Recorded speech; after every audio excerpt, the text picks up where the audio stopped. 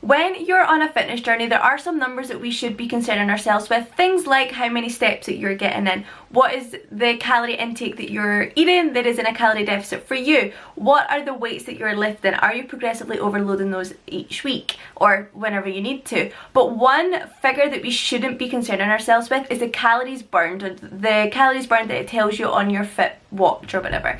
The FitBit actually released a statement, and I have it here, saying that when measuring the calories burned when walking, they overestimated the calorie burn by 50%, and that is huge. So say you're walking 10,000 steps per day and your Fitbit is potentially telling you you're walking the equivalent of 15,000 steps when you're not, in terms of calorie burn. So I want you to think about that the next time you are comparing your calorie burn to someone else's on their Fit watch or just anything at all, because Fitbit have openly come out and said that it is kind of inaccurate. When you focus on the calories burned on your Fit watch, it can get you into a weird mindset, because you could be looking at your watch could be saying you've burnt 2,500 calories and you're on a deficit calorie intake of 1,500. So your watch is then telling you that you're in a 1,000 calorie deficit. Now, if you're in a fat loss phase, you do want to be in a calorie deficit, but that looks like such a big number that you're probably going to get into your mind. You're probably going to be like, oh my goodness, I'm so under eaten. You could potentially start worrying about eating back those calories, and then you're not going to be in a calorie deficit.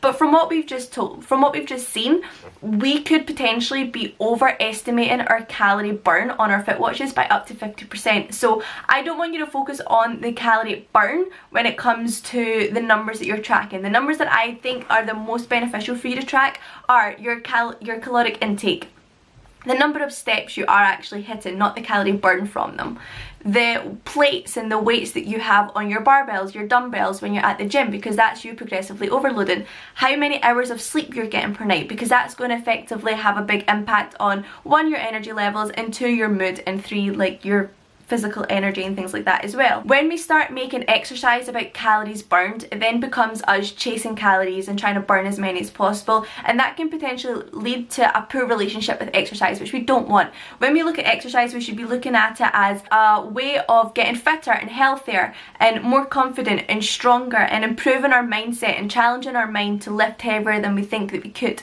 And that's then when you create a positive relationship with training. And most importantly, you should be enjoying it. When we're chasing calories, you think, you know, long hours on the treadmill or the Stairmaster, and some people may enjoy that, and that's totally cool. I enjoy being on the Stairmaster, I enjoy running, but a lot of people don't. So when you're worrying about calories burned, you're then taking the enjoyment out of training for you. So I want you to focus on the numbers that are important, things like your sleep, your caloric intake, your steps, and the weights and the plates on your barbells, rather than focus on how many calories you've burned, because you're just going to be chasing your tail, and it's just probably not going to be as successful as us tracking all of those other positive numbers.